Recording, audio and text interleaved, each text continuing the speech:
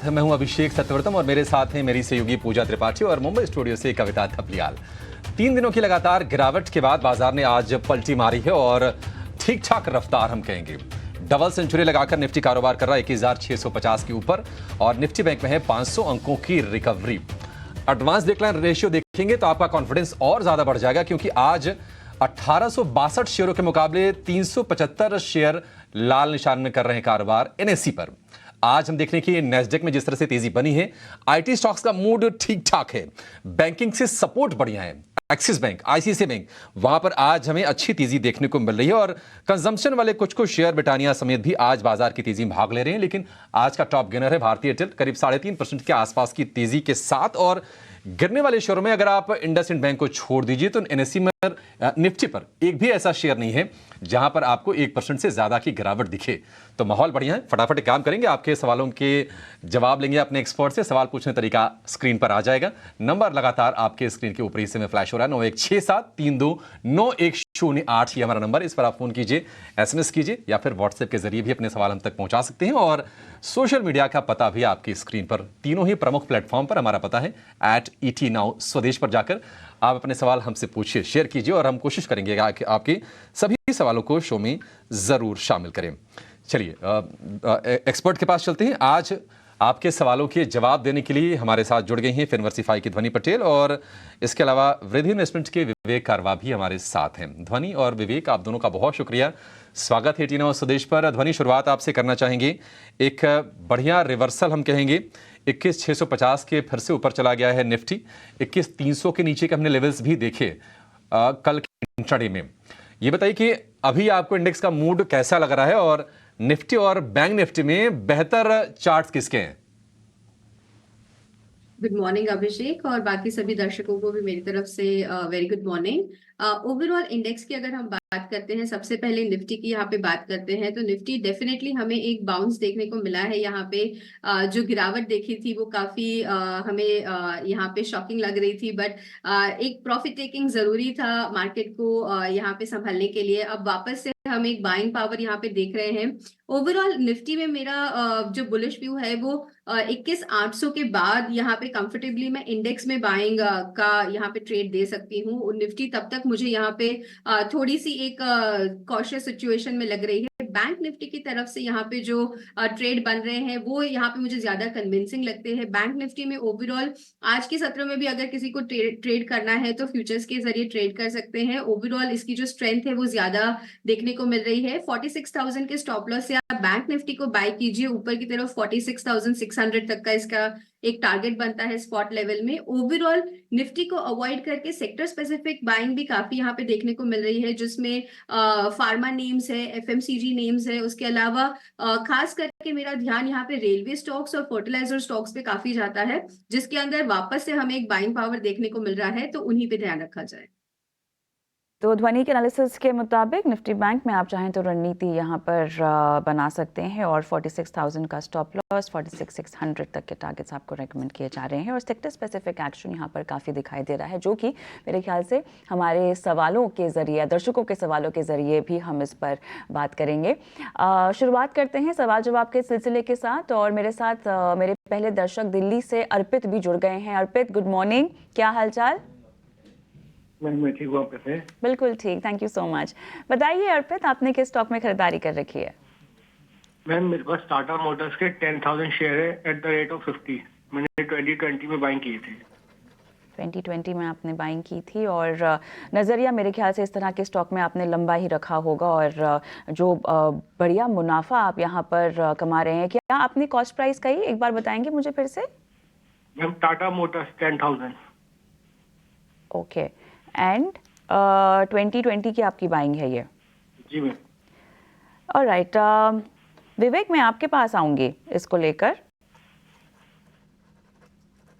विवेक, आपको मेरी आवाज आ रही है? हाँ, आवाज आ रही है जी। कविता, देखिए इस पे कमेंट कोई क्या करे, अगर 50 शेयर 50 रुपए में ये लेके बैठे हैं। हाँ, 50 रुपये 2020 में गया नहीं था शायद। मुझे भी वही थोड़ा सा बाइंग प्राइस को लेकर अर्पित, मेरे हिसाब से लो करीबन 80 या 90 के बीच में रहेगा 2020 में। 55 या 56 के अराउंड गया था ये।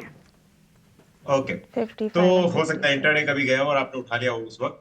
एनीवे, तो देखिए अभी ऐसा है कि आप अगर लॉन्ग टर्म इन्वेस्टर हो तो आपको बेचना क्यों है, पहली चीज। और ये एक ऐसी कंपनी है जो ऑटोमोबाइल ओवरऑल मुझे लगता है कि यहाँ से अच्छा ही करने वाला है। टाटा मोटर्स कंपैरेटिवली आप अगर अशोक लेलैंड से कंपेयर करो तो थोड़ा सा मुझे कॉस्टली लगता है, लेकिन जो आपकी बाइंग प्राइस है यहाँ से देखिए 10-15% अगर करेक्शन भी हो कोई भी अगर हालत में, तो ये एक्चुअली एंट्री पॉइंट आपको देना चालू कर देगा। तो आप इसको रखिए, पहली चीज। और दूसरी चीज देखिए, जो ऑटोमोबाइल में आगे चल के होगा, ये बहुत बड़ा एक आप इसको रेवोल्यूशन बोल दो या कुछ भी बोल दो, ये होने वाला है। क्या है कि जितने भी रोड्स पे अगले मैं ये कहूंगा कि 5 साल के अंदर, 5 साल के बाद आपको दिखेगा कि जितनी भी गाड़ियां बिक रही है, आपको एटलीस्ट 70 से 80% ईवी व्हीकल्स बिकना चालू हो जाएगा। और जैसे जैसे आज के दिन जिसके पास पेट्रोल और डीजल कार्स है, ये एक रिप्लेसमेंट थियरी मान लो आप।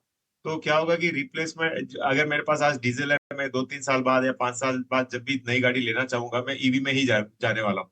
तो जितना भी आज स्टॉक रोड पे चल रहा है, ये धीरे धीरे अगले 10 से लेके 15 साल में पूरा का पूरा रिप्लेस होगा। तो मतलब एक new business segment in companies के लिए खुल चुका है। तो डेफिनेटली होल्ड रखो। आपका बाइंग प्राइस आपकी जिंदगी में तो मुझे नहीं लगता वापस कभी आएगा, और लॉन्ग टर्म के लिए अच्छा ही लग रहा है। तो ये है सलाह टाटा मोटर्स पर। शानदार मुनाफा हुआ है आपको और काफ़ी अच्छे लेवल पर आपने एंट्री की है। कम समय में इतना मुनाफा कमा लिया आपने। आगे भी बने रहिए, कोई दिक्कत वाली बात नहीं है स्टॉक में। चलिए अगला सवाल ले लेते हैं। और मुंबई से हमारे साथ आदित्य जुड़े हैं फोन लाइन पर। आदित्य जी नमस्कार, सवाल पूछिए अपना। जी मैम नमस्कार।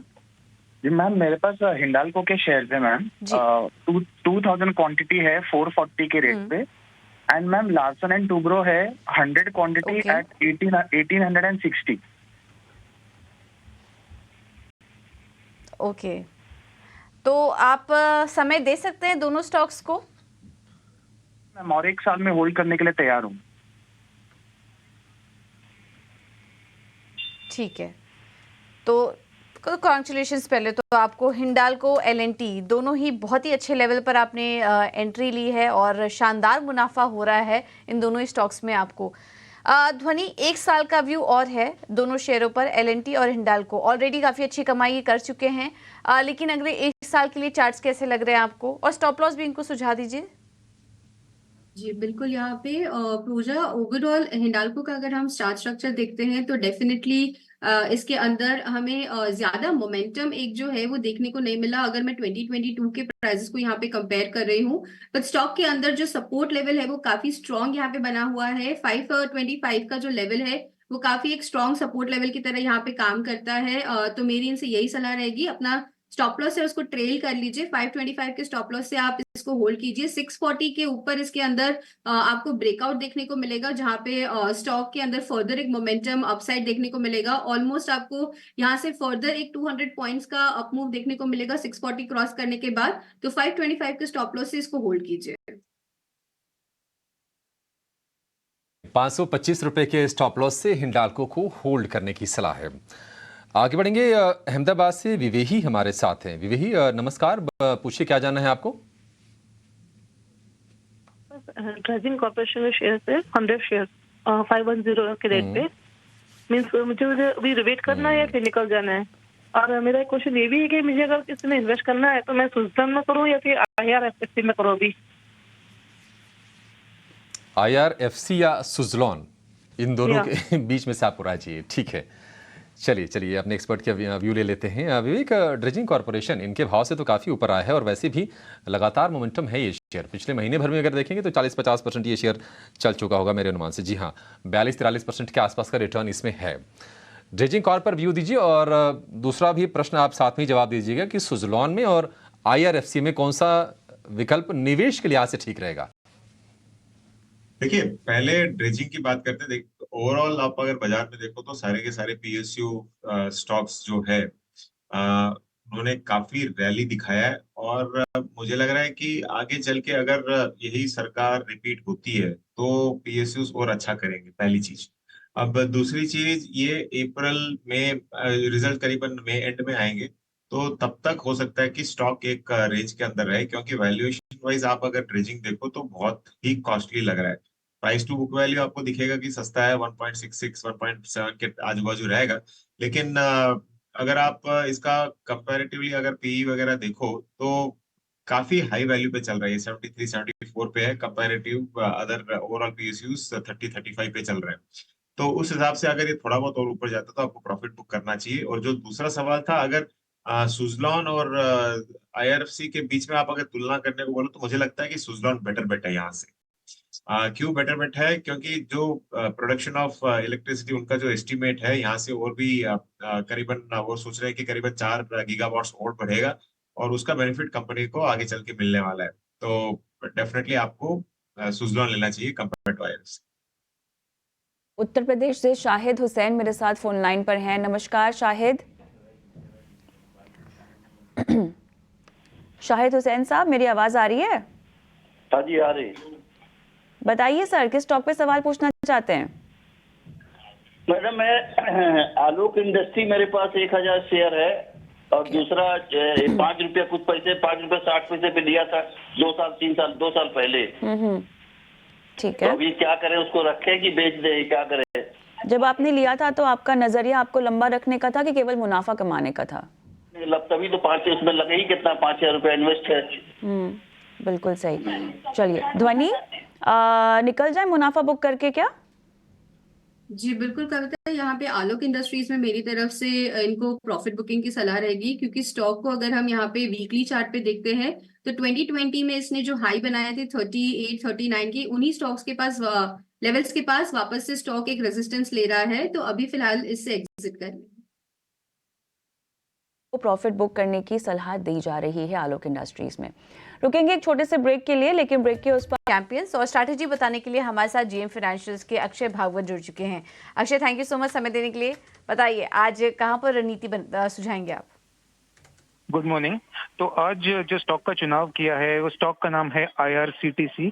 आपको 25 जनवरी के लिए एक्सपायरी के लिए स्ट्रेटेजी बनानी है, बुल कॉल स्प्रेड।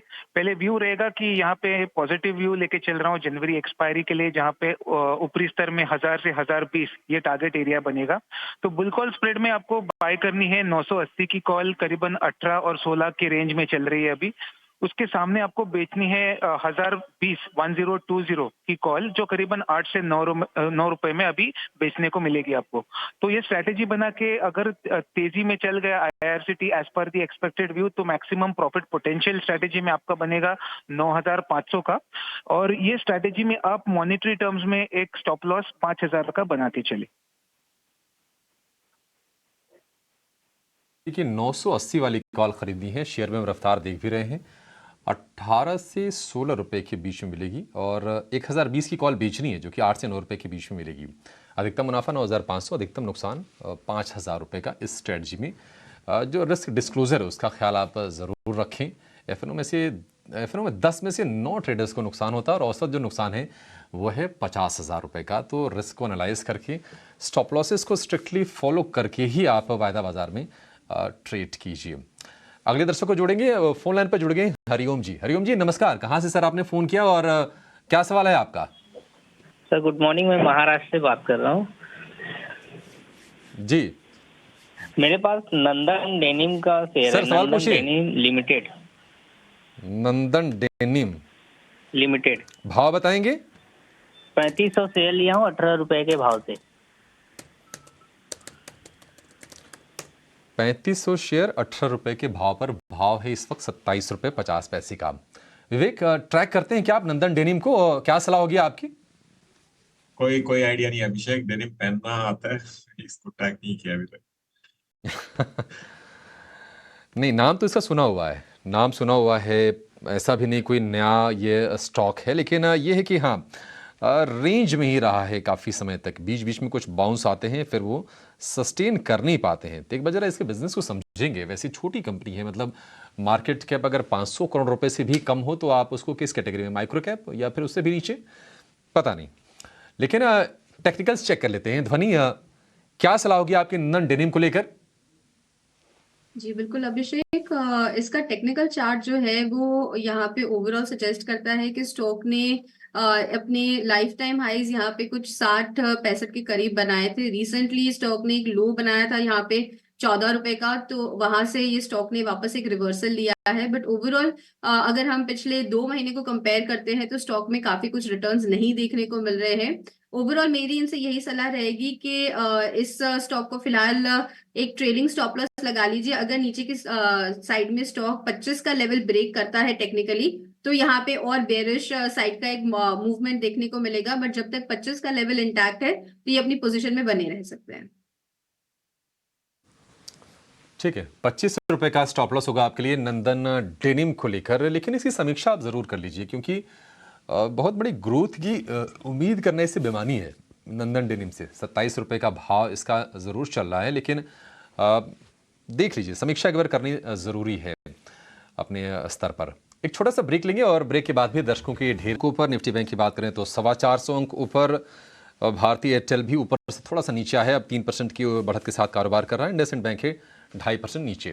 जरा नतीजों की बात कर लेते हैं। Q3 में मेट्रो ब्रांड्स के नतीजे थोड़े से कमजोर रहे हैं। आय में तो 6% की बढ़त रही है, लेकिन मुनाफे की बात करें तो 12% और मार्जिन में करीब 3% की गिरावट रही। आखिर ये क्यों रहा? नतीजे को जरा विस्तार से समझते हैं और ग्रोथ आउटलुक पर भी चर्चा करेंगे। हमारे साथ कंपनी के CFO कौशल पारेख जुड़ गए हैं। पारेख साहब, बहुत शुक्रिया आपका समय देने के लिए। स्वागत है आपके टीनो स्वदेश पर। सर, नंबर्स थोड़े थोड़े कमजोर लग रहे हैं, आप जरा समझाएंगे अपने नजरिए से कि आखिर ऐसा क्यों है कि मुनाफे में भी हम कमी देख रहे हैं और मार्जिन में भी गिरावट देख रहे हैं? क्या ये वन ऑफ है या फिर कुछ दिक्कतें आपने फेस की? पहले तो बहुत बहुत शुक्रिया आपके चैनल पे मुझे इनवाइट करने के लिए। जैसे कि हमने हमारे लास्ट क्वार्टर के नतीजों के वक्त भी बात की थी, अगर ये क्वार्टर का नतीजा भी देखे तो सेल्स स्लाइटली म्यूटेड दिखता है if you compare it with last year, which is predominantly effect of high base effect जो हमने लास्ट ईयर में देखा post Covid reopening.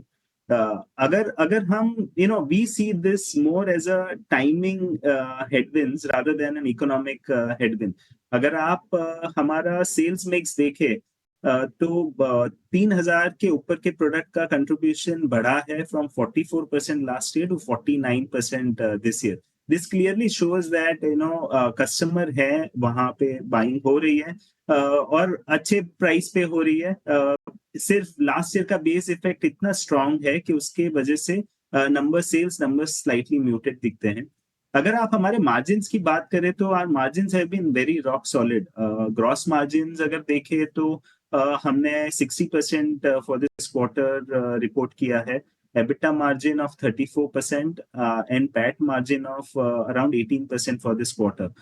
Even for the full year, जो हमारा guided range है gross margin का 55 to 57%, EBITDA का 30 to 33% and PAT का 15 to 17%. ये तीनों guided range से we are trending up at this point in time, even when we see for 9 months. Mm-hmm. Kaushal, hi, good morning. Kavita Mumbai studio से बोल रही हूँ। और रेवेन्यू फ्रॉम ऑपरेशंस अगर हम देखें इस क्वार्टर में तो लगभग 6.17% ईयर ऑन ईयर ग्रोथ आती हुई दिखाई दी है। और जब से कंपनी पब्लिक गई है तब से अगर हम देखें तो अब तक ये हाईएस्ट है वो क्वार्टरली रेवेन्यू है जो कंपनी ने कमाया है। कुछ एक्सपेंसेस के फ्रंट्स पे जो आंकड़े आ रहे हैं वहाँ पर एम्प्लॉय कॉस्ट, फाइनेंस कॉस्ट आपका 21 और 23% ईयर ऑन ईयर बढ़ा है और बाकी जो खर्चे हैं वो भी लगभग 13% के आसपास ईयर ऑन ईयर बढ़ते हुए दिखाई दिए हैं। कुछ इस पर आप विस्तार से हमें जानकारी दे पाएंगे? आने वाली तिमाहियों में क्या इस तरह के खर्चे, क्योंकि मेरे ख्याल से आप विस्तार योजना भी कर रहे हैं, आप कुछ और अधिक ब्रांचेस भी खोलने की फिराक में हैं, तो एक्सपेंस कॉस्ट्स को लेकर और एक्सपेंशंस को लेकर कुछ हमें जानकारी दे आने वाली तिमाहियों के लिए। अच्छा, एक्सपेंसेस की बात करें ना तो क्या हमने देखा है कि एक्सपेंस नॉर्मलाइज हुए हैं versus last year. Last year जैसे कि आपको पता है कोविड के रिस्ट्रिक्शंस अभी भी थे, so travelling and various other cost initiate नहीं हुए थे। We saw a very good sales growth, but expense was slightly muted last year because people were not traveling, meetings online हो रही थी, things like that. So we have seen normalization of that expense happening. जो हमारा current expense base है, which we feel के largely normalized है. It's a normalization of expense. पिछले सालों से compare करें हमने हमारा पैट 12.5% हुआ करता था FY20 में, जो अभी 17% है, विच इज प्रीडोमिनेंटली बिकॉज हमने हमारा ग्रॉस मार्जिन में इम्प्रूव किया है एंड इवन हमारा एक्सपेंस परसेंटेज और एक्सपेंस परफॉर्मेंस इम्प्रूव हुआ है. सो वो हिसाब से this year is a normalisation year. जैसे कि हमने ये क्वार्टर में डिस्क्लोज किया था, we have entered into a deal with Foot Locker. So in terms of employ front हमने ऑलरेडी स्टार्ट कर ली है हमारा टीम बिल्डिंग एक्सरसाइज, बिकॉज हम एक्सपेक्ट कर रहे हैं कि फुट लॉकर के क्लोज टू 3 to 6 स्टोर्स अगले साल के Q3 में ओपन होंगे, that is October to December FY25. So if अगर ये सब पॉइंट्स अगर देखें तो हमारे मार्जिन रेशियो काफी स्ट्रांग रहे हैं. जैसे कि मैंने बोला, in this quarter, if I see, our gross margin was 60%, which is well above our guided range. EBITDA was 34%, which is again above our guided range of 30 to 33%, and PAT was also 18%. So we have not seen any major deviation in our margin range as compared to what we had guided. कौशल साहब, जरा ये बताइए कि Foot locker की बातचीत कर रहे हैं, आपने जो एक्सक्लूसिव पार्टनरशिप किया है, तो अगर हम रेवेन्यू की बात करें और मार्जिन की बात करें, रेवेन्यू पोटेंशियल अगले साल भर में कितना एड ऑन करेगा आपके एग्जिस्टिंग रेवेन्यूज को, और मार्जिन कितना इंप्रूव होगा उससे? सो फुट लॉकर का जैसे मैंने बोला, we are expecting 3 to 6 stores to come in next year. So अगर आप नेक्स्ट ईयर पर्सपेक्टिव से बात करें तो margin contribution from Foot Locker specifically may not be very significant. Margin profile as we open the store will हमको better idea आएगा कैसे margin profile में और ट्रेड करता है. बट जैसे कि हमने पहले बताया था when we done this deal, since ये यहाँ पे हम 100% थर्ड पार्टी ब्रांड्स होंगे हमारे, तो हमारे जो इनकमिंग ग्रॉस मार्जिन्स है वो स्लाइटली लोअर रहेंगे फुट लॉकर के as compared to our existing business. But since ये स्टोर काफी बड़े होंगे, 3000 स्क्वायर फीट से 5000 स्क्वायर फीट के स्टोर की बात कर रहे हैं, जो ऑलमोस्ट डबल या 3x है हमारे करंट स्टोर साइज से. तो बाकी सब एक्सपेंस आप फिट आउट कॉस्ट ले लीजिए या स्टोर रनिंग कॉस्ट ले लीजिए, वहां पे हम काफी एफिशिएंसी एक्सपेक्ट कर रहे हैं.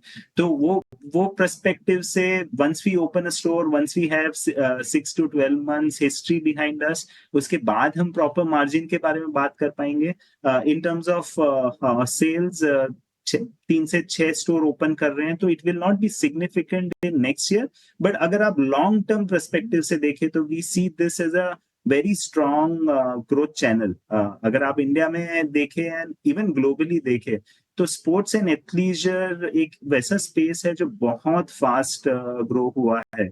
हमारे हिसाब से इंडिया में we are just scratching the surface, and आगे वाले सालों में we will see customer migrating slowly towards casual wear and sports and athleisure wear. So we are very excited about जो हमने tie-ups किए थे फीला last year में and Foot Locker current year में. We are very excited about both these brands, and हम expect करते हैं over a longer period, when you see 5 to 10 years period, ये दोनों ब्रांड बहुत significantly contribute करेगी ओवरऑल मेट्रो ब्रांड्स के numbers. जी कौशल, अभी इसी नोट पर मुझे ये भी समझना है, क्योंकि तमाम ब्रांड्स जो कि आप ओन करते हैं, मेट्रो मोची, वॉकअवे, दा विंची, और जिनके पास जिनके थर्ड पार्टी ब्रांड्स भी हैं, उसमें से अगर मैं फिला पर फोकस करना चाहूँ तो जैसे कि आपने कहा कि आने वाले वक्त में लोग ज़्यादा एथलीजर और कैजुअल्स की ओर बढ़ेंगे, तो किस तरह से जो प्रोसेस है फिला की इन्वेंट्रीज को लिक्विडेट करने का, एक्सक्लूसिव ब्रांड आउटलेट्स भी शायद आप उसके बंद कर रहे हैं और एक आप उसको स्ट्रैटेजिकली रिपोजिशन भी करने वाले हैं, कुछ इसके बारे में हमें बताइए कि क्या प्रोसेस है. FY24-25 का मेरे ख्याल से आपका ये प्लान है, और किस तरह से ये रेवेन्यू पोटेंशियल के लिहाज से भी एक अपसाइड होगा आपके लिए. अच्छा, फीला की अगर मैं बात करूं तो ये हमने वेरी क्लियरली हमारा थॉट प्रोसेस ले डाउन किया था, और मैं रिपीट कर लेता हूं. FY24 is going to be the year of clean up and liquidation. So जो एक्सेस इन्वेंट्री हमने इनहेरिट की थी हमारे एक्विजिशन में, हमारे ये साल का टारगेट होगा कि वो हम लिक्विडेट करके क्लियर ऑफ कर लें. FY25 जो अगला साल है, वो साल में हम फीला ब्रांड को रीलॉन्च करने में फोकस लगाएंगे हमारा। प्रीडोमिनेंटली जैसे कि आपने और हमने बताया है कि we are closing most of the EBOs of Fila because they are not in the right location और not at the right rental. Next year का हमारा फोकस होगा फीला को रीलॉन्च करना है in Metro and Mochi MBO network. अगर आप metro मोची MBO नेटवर्क की बात करें तो we are talking about close to upward of 400 stores. So ये 400 स्टोर्स में हम फीला को रीलॉन्च करेंगे नेक्स्ट ईयर, एंड FY26 में हम इनको इनके EBOs खोलने का प्लान करेंगे from where we see this moving up. बिल्कुल। In terms of revenue potential अगर मैं बोलूं तो अगर आप और कोई भी major sports and athleisure brands ले लीजिए, स्केचर्स, रीबॉक, एडिडास, पूमा, ये सभी ब्रांड इंडिविजुअली आज उनके कम से कम 300 से 400 स्टोर्स आज की तारीख में they are operating. So once we get our brand strategy right and once the brand is properly relaunched, we don't see any reason why we should not be crossing this numbers over a period of time. Alright Kaushal, बहुत बहुत धन्यवाद, आपने समय निकाला और विस्तार से आज बात की हमारे साथ नतीजों पर भी और आपकी तमाम योजनाओं पर भी। और जल्दी से मेट्रो ब्रांड्स को लेकर विवेक कारवा से भी जुड़ लेते हैं और एक राय लेते हैं और टेक्निकली भी ध्वनि क्या देखती हैं चार्ट्स पर ये भी जानना चाहेंगे। विवेक, आपके पास आऊँगी सबसे पहले क्योंकि मेट्रो ब्रांड्स के नतीजे जो आए थे सबड्यूट थोड़े से, लेकिन जो विस्तार योजनाएँ और जिस तरह से ब्रांड रीशेप और रीस्ट्रक्चर कर रहा है अपने आप को, इसके मद्देनज़र आपकी क्या राय है? देखिए, जो रिजल्ट्स खराब आए थे उसका तो इम्पैक्ट ऑलरेडी प्राइजेस में देख चुके हैं, और जिस हिसाब से मैनेजमेंट भी बोल रहे थे कि आगे चल के कई टाई अप्स होने वाले हैं। और एक और ये है कि आज स्टॉक कम गिरा है क्योंकि आप अगर जितने भी फुटवेयर कंपनीज है आज देखो बाजार में, तो सारे के सारे बहुत अच्छे कर रहे हैं। इनफैक्ट लिबर्टी पे ऑलमोस्ट 17-18% अप है अभी, तो इसके कारण इसमें फॉल भी कम आया। और मुझे लगता है कि लॉन्गर टर्म के लिए स्टॉक अच्छा होगा, शॉर्ट टर्म में थोड़ा सा वैल्यूएशन ज्यादा है, लेकिन जिस हिसाब से ऑर्गेनाइज्ड हो रहा है शू सेक्टर में भी, ये सेगमेंट अच्छा करेगा आगे चल के। तो इसमें आप ऑन डिप्स लॉन्ग टर्म के लिए देख सकते हो, इन दामों में थोड़ा सा कॉस्टली। ठीक है, मेट्रो ब्रांड्स को लंबी अवधि के लिए आप निवेश के तौर पर बनाए रख सकते हैं, ऐसी विवेक की सलाह है। एक छोटा सा ब्रेक लेंगे और ब्रेक के बाद नमस्कार, IPO कॉर्नर में आपका स्वागत है। आपके साथ मैं हूं अभिषेक सत्यव्रतम और इस खास चर्चा में आज फिर से मेरे साथ जुड़ गई हैं हेम सिक्योरिटीज की आस्था जैन।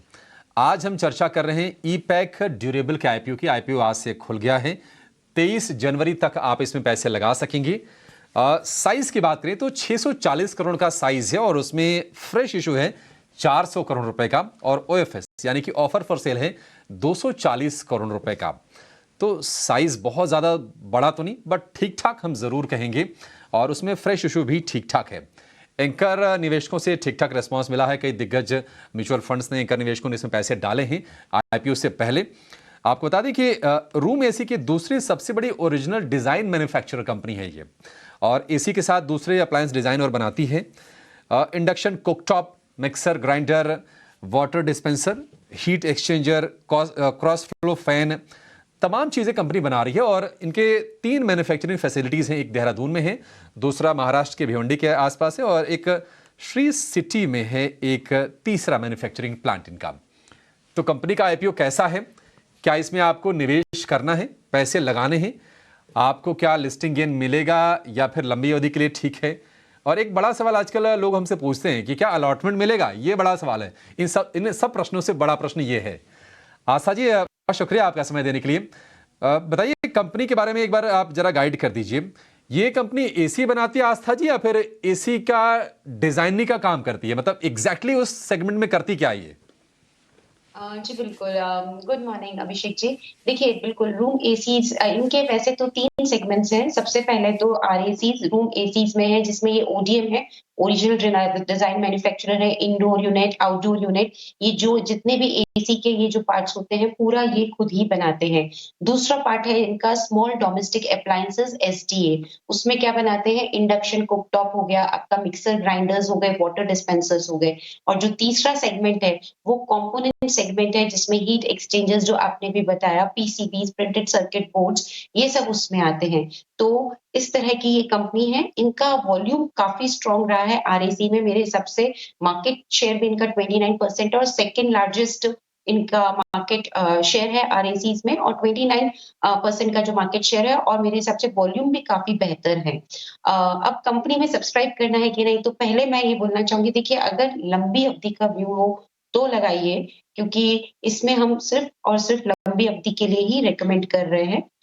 देखा जाए तो कंपनी के साथ फाइनेंशियल्स जो हैं वो तो ठीक ठाक है, लेकिन मैं जब इन्हें कंपेयर कर रही थी इनके कंपेटिटर्स से, तो उसमें इनके फाइनेंशियल्स इतने स्ट्रॉन्ग नहीं है। चाहे से मैं वो मार्जिन्स की बात करूं, ऑपरेटिंग प्रॉफिट मार्जिन या नेट प्रॉफिट मार्जिन हुए, रिटर्न ऑन इक्विटी हुए, इनके कंपेटिटर्स इनको आउटपेस करते हैं। कुछ एक कंपेटिटर्स एलएन इलेक्ट्रॉनिक्स को अगर हम छोड़ दे तो वहां पे मुझे लगता है कि थोड़ा सा जो कहते हैं कि एक कहते हैं कंसर्न जैसा है कि बहुत ज्यादा अट्रैक्टिव नहीं लग रहा है मेरे को ये IPO, to be very honest.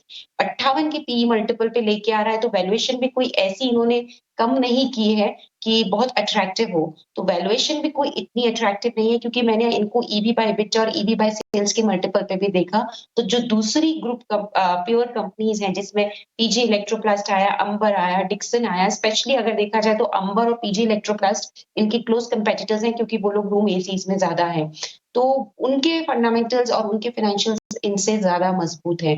एक और चीज जो मुझे थोड़ा सा यहाँ पे जो मैं जी आस्था जी, तो प्रश्न ये है कि अगर आपको आकर्षक नहीं लग रहा है, आपने इसको इतने अच्छे से स्टडी किया हुआ है, फाइनेंशियल्स मजबूत नहीं है, वैल्यूएशन का कंफर्ट नहीं है, लिस्टिंग गेन मिलने वाला है नहीं, तो फिर लॉन्ग टर्म के लिए क्यों लगाए? मतलब फिर छोड़ भी देते हैं ना, आपकी बात मान लेंगे दर्शक हमारे। नहीं, देखिए एक बात मैं बोलती हूँ, सब कुछ ठीक है, लेकिन पेयर्स के मुकाबले में बहुत बढ़िया है वैसा नहीं है। दूसरी चीज मैं आपको जो बताती हूँ, एक और जो मुझे थोड़ा सा इंडस्ट्री का भी एक इश्यू लग रहा है, क्योंकि इनके जो ये रूम एसीज बनाते हैं बड़े बड़े क्लाइंट्स हैं, जिसमें आपका ब्लू स्टार आया, वोल्टास आया, हेवल्स आया, लेकिन जिस तरह से अब ये कंपनियां भी अब अपना इन हाउस इनसोर्सिंग इन्होंने चालू कर दिया है, तो मुझे लगता है वो भी एक कंसर्न होगा इस कंपनी के लिए, क्योंकि आगे जाते हुए उनकी खुद की ही इन हाउस सोर्सिंग स्टार्ट हो सकती है। तो वो भी एक है। अब मैंने इसको लंबी अवधि के लिए क्यों लिया, क्योंकि लंबी अवधि देने के पीछे कारण ये था कि बहुत ज्यादा नेगेटिव कुछ नहीं है, लेकिन ठीक ठाक सा इश्यू है मेरे हिसाब से। और एक और चीज, क्योंकि इनके 6 महीने के जो नतीजे आए थे वो भी इतने ज्यादा अच्छे नहीं थे जो कि इनके पेयर्स ने दिए, क्योंकि अगर आप भी देखेंगे तो 6 महीनों के नतीजों में प्रॉफिट में थोड़ा सा बहुत ही कम इन्होंने प्रॉफिट्स दिखाए हैं, जबकि लास्ट ईयर काफी मजबूत थे। तो इन सभी पैरामीटर्स पे मैं इस इश्यू के लिए यही बोलती हूँ कि अगर लॉन्ग टर्म का व्यू है, क्योंकि आगे अगर नतीजे अच्छे हुए तो हो सकता है ये वैल्यूएशन रीजनेबल लगे, तो अगर वो व्यू है तो लगाइए, नहीं तो फिर रहने भी दिया जा सकता है। जी परफेक्ट, लंबी अवधि के लिए ठीक है, बहुत आकर्षक नहीं है, वैल्यूएशंस को लेकर भी थोड़ा सा कंफर्ट नहीं आ रहा है। आशा जी, शुक्रिया आज आपका समय देने के लिए और इस पर चर्चा करने के लिए। लेकिन आपको बता दें कि स्विट्जरलैंड के दावोस में चल रहे वर्ल्ड इकोनॉमिक फोरम 2024 में महाराष्ट्र खास तौर पर ग्लोबल निवेशकों को आकर्षित कर रहा है। फोरम में मौजूद टाइम्स नेटवर्क के मैनेजिंग एडिटर मेहर भट्ट ने महाराष्ट्र के मुख्यमंत्री एकनाथ शिंदे से खास बातचीत की। आइए इस बातचीत की एक झलक देखते हैं।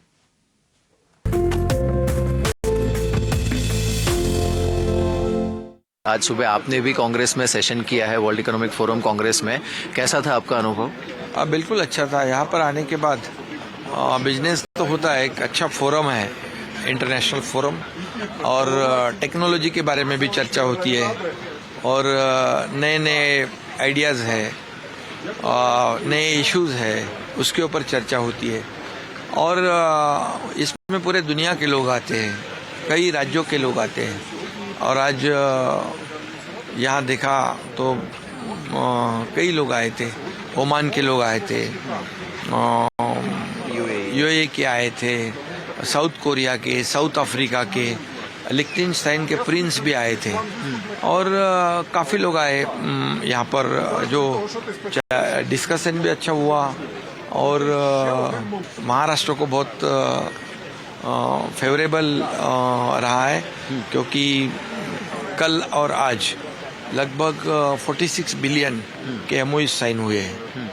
ये बहुत बड़ी अचीवमेंट है क्योंकि महाराष्ट्र ये बहुत ही प्रोग्रेसिव और पॉजिटिव है इंडस्ट्री के लिए और लोगों को कोऑपरेशन चाहिए और huge potential for industrial development है, कनेक्टिविटी है, इंफ्रास्ट्रक्चर बहुत शुरू है, इंफ्रास्ट्रक्चर के काम, स्किल मैन पावर है, इसलिए लोग चाहते हैं कि एक पूरी इकोसिस्टम जो है महाराष्ट्र में है और इसलिए अच्छा अनुभव रहा है। बिल्कुल। आपने यूएई और ओमान की बात की, बहुत सारी गवर्नमेंट्स हैं जिनके साथ आपकी मीटिंग हुई है, बायलैटरल मीटिंग्स भी काफ़ी हुई हैं, तो इससे हम क्या उम्मीद कर सकते हैं आगे जाके, क्या और इन्वेस्टमेंट बढ़ेगा महाराष्ट्र में? बिल्कुल बढ़ेगा क्योंकि वो तो सब लोग जानकारी लेते हैं कि कैसी पॉलिसी है महाराष्ट्र की इंडस्ट्री के बारे में, कौन से सेक्टर में हम काम कर सकते हैं। अभी तो हमारी गवर्नमेंट पूरी तरह प्रो इंडस्ट्री है और फेवरेट डेस्टिनेशन फॉर इंडस्ट्री, ऐसे हमारी पूरी जो इंडस्ट्री डिपार्टमेंट है, हमारे मिनिस्टर है, वेरी कोऑपरेटिव है, वेरी प्रैक्टिकल है, तो फास्ट ट्रैक पे परमिशन मिल जाती है, सिंगल विंडो क्लियरेंस है, लैंड है, ये सब है। तो जहाँ इकोसिस्टम है वहाँ लोग आते हैं, जरूर आएंगे और हमारी तरफ से उनको पूरा सहयोग होगा। और दूसरी बात जो है स्टेट और गवर्नमेंट ऑफ इंडिया का रिलेशन भी कैसे है वो लोग देखते हैं। तो आदरणीय प्रधानमंत्री महोदय जी का और हमारे स्टेट का तो बहुत अच्छा रिलेशन है। हम बहुत ही महाराष्ट्र में सबसे ज़्यादा इंफ्रा प्रोजेक्ट शुरू है। महाराष्ट्र में एफडीआई नंबर 1 पे है, फॉरेन डायरेक्ट इन्वेस्टमेंट। जीडीपी में महाराष्ट्र बड़ा कंट्रीब्यूटर है और हम लोग तो आदरणीय प्रधानमंत्री जी के मार्गदर्शन पे काम कर रहे हैं, इसलिए तेजी से डेवलपमेंट भी हो रही है, इसका भी फायदा है हमें। बिल्कुल। शिंदे जी, मैं आपसे ये जानना चाहूँगा, ये जो विरोध पक्ष बार बार ये आरोप लगाता है कि महाराष्ट्र से इंडस्ट्रीज बाहर जा रही हैं, नया निवेश नहीं आ रहा है, लेकिन हमने देखा कि 3.5 लाख करोड़ से ज़्यादा के एमओयूज भी साइन हुए हैं, तो आप ये इस तरह के जो आरोप हैं उस पर क्या जवाब देना चाहेंगे? देखिए, अभी उनको तो आरोप करने के सिवा दूसरा कोई काम नहीं है। जब वो पहले बार आए थे कितने एमओयूज किए और कितने कन्वर्जन हुए तो उनको ही मालूम है। पिछले साल जब हम आए थे 1,37,000 मीन्स 17 बिलियन डॉलर के एमओयू साइन हुए और नियर अबाउट 76% कन्वर्जन हुआ है और एग्जीक्यूशन हुआ। ये बहुत बड़ी अचीवमेंट है। इस बार भी जो 46% या उसके आगे जाएंगे बिलियन, तो ये इसका कन्वर्जन भी बहुत बड़े पैमाने पे होगा, इसका परसेंटेज अच्छा होगा। सिर्फ कागज पे एमओयूज नहीं रहेंगे और वो तो आरोप करते रहेंगे। वो आरोपों का जो उत्तर है, जो रिप्लाई हम लोग तो काम में से देंगे। ये इसका जो एमओयू साइन होंगे उनका एग्जीक्यूशन करके देंगे। बिल्कुल। पूरी विश्व की जो इन्वेस्टर कम्युनिटी है, बिजनेस कम्युनिटी है, वो यहाँ पर मौजूद हैं। महाराष्ट्र के बिहाफ पे आप उन्हें क्या संदेश देना चाहेंगे? देखिए, एक मैंने पहले भी कहा कि एक बहुत ही बड़ा बिजनेस फोरम है, आइडियाज़ एक्सचेंज करने का फोरम है, इश्यूज़ के ऊपर डिस्कशन करने का फोरम है, टेक्नोलॉजी ट्रांसफॉर्मेशन का ये फोरम है।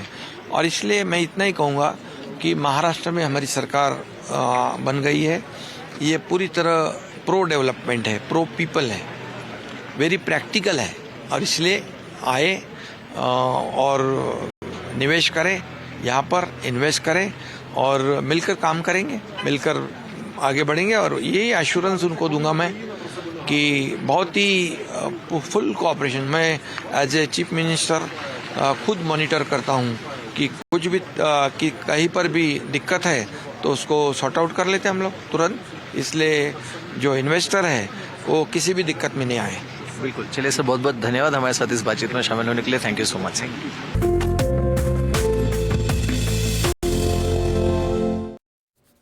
अरे भेज दिया डैड ने यार, कहते